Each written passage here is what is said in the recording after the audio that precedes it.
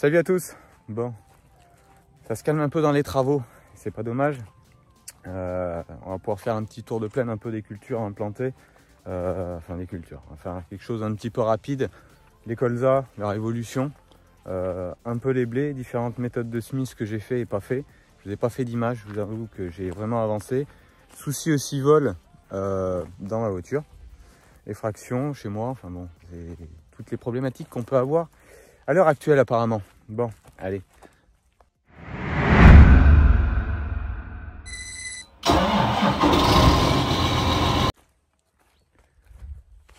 Donc, les colzas, ici on est sur le site à une dizaine de kilomètres, parcelle plus limitante, qui craint le sec et qui craint aussi un peu le mouillé, surtout sur le haut, là sur la travelle.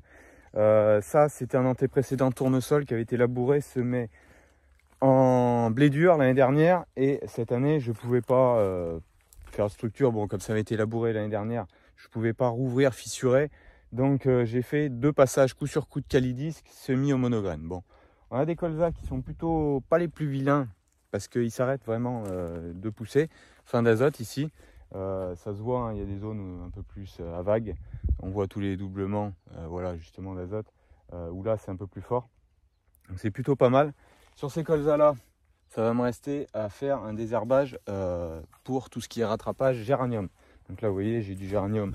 Là bon, c'est des petites plaques, il y en a un petit peu dans tout le champ, c'est pas 100% du champ qui est couvert, mais il y en a un petit peu partout, et du chardon-marie sur le bas du champ. Donc ça, je sais pas si on les voit très bien à la caméra, ça fait plus jaune là-bas à l'autre bout.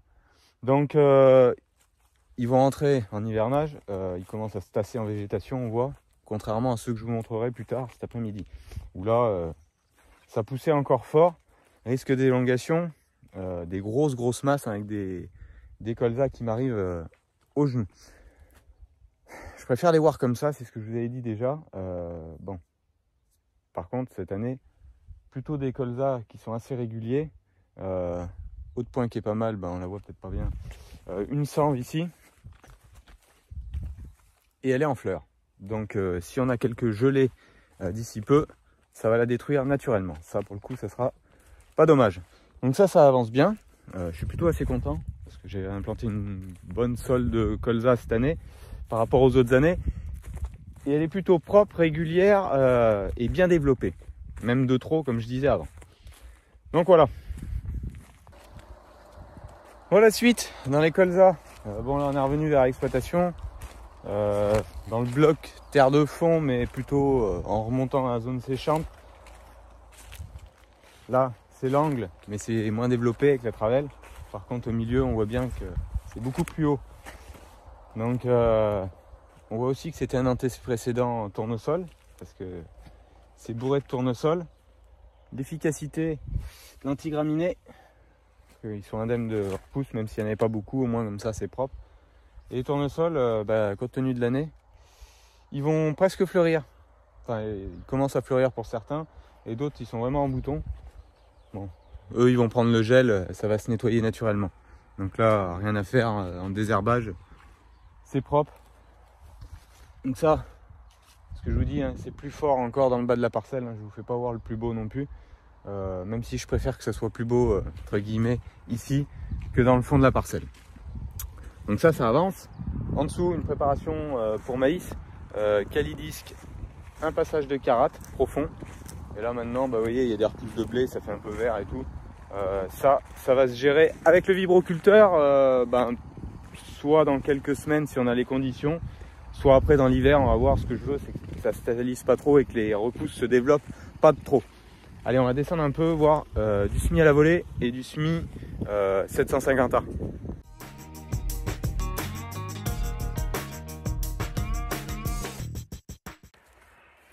Donc la suite, la parcelle que je vous disais qui a été préparée pour les maïs, le colza est juste en dessus. Et là, donc on est sur une parcelle qui était en tournesol, on voit bien les débris végétaux. Donc là, ça avait été moisson, un passage de broyeur, glyphosate pour tout ce qui est graminées panique qui pouvait être dans les contours. Et ensuite, il y en avait un petit rond là aussi, histoire que ça soit propre et qu'on évite de faire grainer des choses. Donc ça a été semé, cette parcelle là, au 750, semis du tournesol dans cet axe là, et on voit semis au 750 avec un léger biais. Ça va bien recouper les cannes, hein. Bon, il y a le broyage et puis après le passage du 750 qui a recoupé. Donc voilà, donc ça a été semé samedi, donc il y a une semaine. Donc si on cherche les grains, voilà.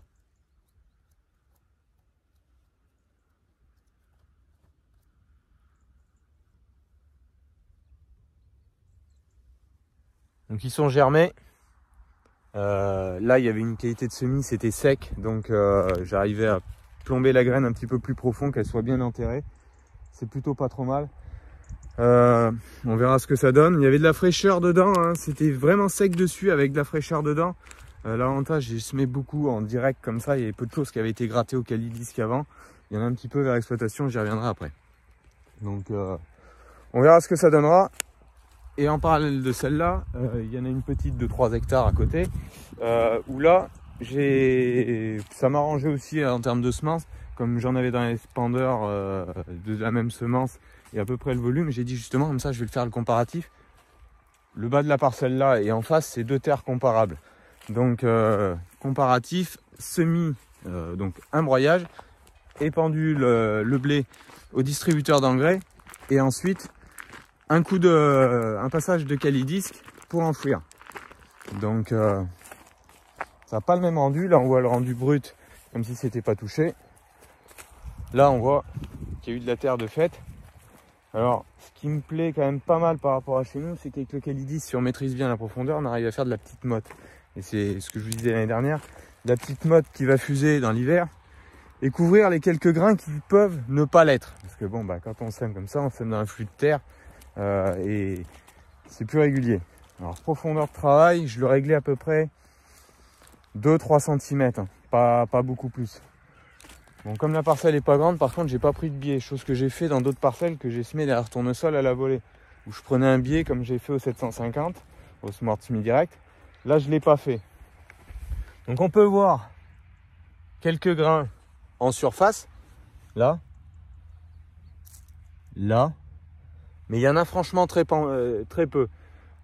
Autre comparatif que j'ai semé, fait, c'est que je suis à peu près à 20 grains près, sur la même densité de semis, que ce soit sur le 750A en direct ou ici. Donc comme ça aussi, on va pas comparer que là, si je sème 25 ou 30% plus épais, que ça fasse une pelouse et se dire c'est mieux sur cette technique-là que l'autre. Donc je suis resté à peu près aussi sur les mêmes densités de semis de grains. Alors ouais, ce que je vous dis, si on gratte un peu dedans, on va trouver des grains. Alors le problème, voilà, ici. Alors ce qu'il y a, c'est qu'ils nous annonçaient de l'eau qu'on n'a pas eu en conséquence. Parce qu'ils nous annonçaient 15-20 mm et au final, on va avoir 2 x 2 ici. Donc, et à 3 jours d'écart avec du vent. Donc ce qui fait que ça reste sec encore un peu en profondeur. Ils nous annoncent 6-7 mm mardi. Si ça pouvait réellement les faire, ça serait pas mal. L'avantage du Calidisc par rapport à la rotative, il faut que ça soit sec, c'est que j'ai le rouleau derrière qui rappuie le tout. Vous voyez, donc il n'y a plus une canne qui traîne et tout, même que ça avait été broyé, c'est tout replaqué.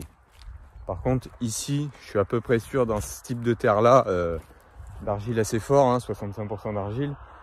Si on a un hiver un petit peu rigoureux, chose qu'on a de moins en moins, mais ça risque de souffler un peu et ce semis par rapport à l'autre, celui-là, nécessitera à coup à peu près sûr un passage de rouleau au printemps au talage pour appuyer tout ça, que sur le 750A c'est rare que je le fasse. Je le fais, mais c'est plus rare que là. Là je suis à peu près sûr de le faire. Donc on verra tout ça. Ici il y a encore de la préparation faite pour les maïs. Il y en a encore une autre derrière. Donc là on verra, bon c'est en rotation, là ça tourne plutôt maïs-blé ici. Que là, maïs, blé, tournesol, blé. Maïs l'année prochaine sûrement. Allez, on remonte plus près de l'exploitation. Bon, toujours derrière du tournesol et 3e méthode de semis. Donc là, broyage pareil, un passage de Calidisc, mais semis au combiné.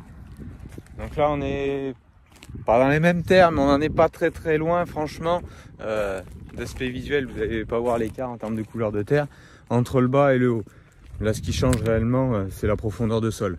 Là-bas, il y a plus d'1 mètre de profondeur de sol. Là, c'est assez aléatoire dans la parcelle, entre 40 et 1 mètre. Donc ça avait été semé par contre un tout petit peu plus tôt. Et il y a quelques... Alors le problème, c'est les pluies qui étaient pas régulières. Vous voyez, si je découvre, là par contre, on voit les lignes de semis. On voit que y en a de levée. Donc là, la levée va être irrégulière, comme les précipitations ne sont pas arrivées tout de suite. C'est pas un drame en soi. Ce qu'il y a, c'est que... Voilà. Une ligne comme celle-là où on voit commencer d'arriver du blé, là.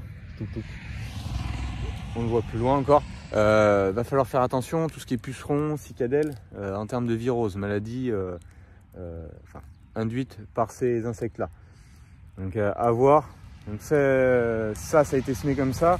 Pourquoi? Parce qu'en haut, j'ai la place des haricots qui n'ont pas été récoltés, ça j'ai déjà dit. Donc ça permet de faire un test. Et ce test-là, j'ai la même chose derrière l'atelier, qu'on ira voir où il en est, sur du maïs. Donc du maïs, c'est pareil. Là, par contre, dans plusieurs types de terres, mais du maïs, j'en ai de semé au combiné, les petites parcelles, là, 2 hectares. Même chose qu'ici. Broyage, un passage de calidisque semi au combiné. J'en ai broyage, semi au distributeur d'engrais calidisque pour enterrer. Et j'en ai une parcelle aussi en semi 750A en direct. Donc là aussi, que ça soit tournesol ou maïs, j'ai les 3 modalités partout. Donc là par contre avec des doses de semis un peu différentes parce que les endroits il y a du blé dur, des endroits il y a du blé améliorant et d'autres du blé tendre. Donc notamment justement derrière l'exploitation, comme j'étais attelé avec le combiné et qu'il y avait 2,5 hectares, c'est là où j'ai semé mes mélanges de semences pour la semence que je traiterai et trierai l'année prochaine. Pour semer la grande majorité de la surface de l'exploitation.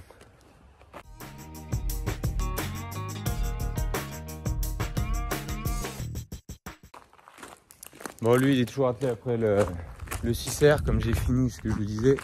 Une parcelle derrière maïs, ça se voyait sur les roues de fermeture, une parcelle de maïs qui avait été semée avec lui à la fin, là, en direct. Donc, la suite. Donc, tout à l'heure, on était sous la parcelle là où il y a le colza, donc qui est à côté de l'exploitation. Et là, c'est assez visible, c'est que c'est haut. Fourniture pour l'atelier. Que vous verrez après.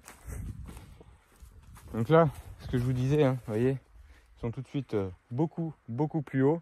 Bon, tout ce que je vous avais fait voir jusqu'à maintenant, ça avait eu seulement du 18-46 dans la ligne de semis. L'objectif souvent, c'est d'avoir des colzas le plus fort possible qui puissent résister aux attaques des insectes pour limiter, éviter certains traitements insecticides. Cette année, c'est une réussite, c'est même un peu trop une réussite parce qu'ils sont trop développés et certains problèmes d'élongation. Là, c'est pas le cas sur celui-là. On peut trouver des pieds à des endroits où il y a un début d'élongation et ça, si on a des risques de gel assez marqués d'un coup, ça risque de faire du mal. Là, je vous cache pas que c'est un antécédent tournesol parce qu'on en voit aussi en fleurs et d'autres en boutons. Le bas de la parcelle, c'est où il y avait les haricots l'année dernière. C'est à couper au couteau. Il n'y avait pas un tournesol, bon, c'est comme ça. Visuellement, c'est pas terrible. Ça va pas porter préjudice à la culture. Même s'ils ont concurrencé un peu en eau, les colzas, le gel va les détruire durant l'hiver. Donc ça, c'est ceux-là, ceux qui sont de l'autre côté de l'autoroute, ils ont le même aspect que ça, parce qu'ils ont eu fumier de poulet, plus 18-46 dans la ligne de semis. Par contre, quand j'avais du fumier de poulet, je passais entre 50 et 55 kg dans la ligne de semis 18-46 contre 90 kg à 100 kg sur les autres parcelles, les 2 précédentes que je vous ai montrées. Donc bon, après, on verra comment ça va évoluer.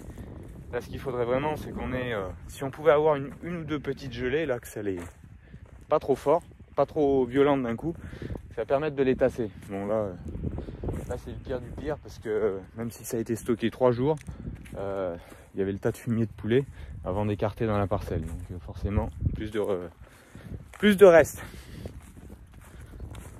Là, les fameux maïs, semis au combiné, calidisque avant. La base qui était en haricot et le bas qui était en maïs. Bon, je vous ferai voir quand ça lèvera mieux. Bon, on en voit quand même hein, qui sont là. Bon, et puis là, je vous cache pas, c'est où il y avait les haricots. Alors, ils étaient imbuvables et il y en a quand même qui lèvent. Bon, c'est comme ça. Non, mais on voit les lignes de semis qui commencent à se dessiner et tout. Après, sur la parcelle précédente qui était des semis au combiné, les retourne-sol, c'est pareil. 3-4 jours, si on a un peu d'eau, ça va aller encore assez vite. Même si les températures se sont rafraîchies, le sol est encore chaud. S'il manque, c'est un peu d'humidité pour toucher tous les grains et qu'ils puissent lever. Bon, sinon, l'atelier, où on en est?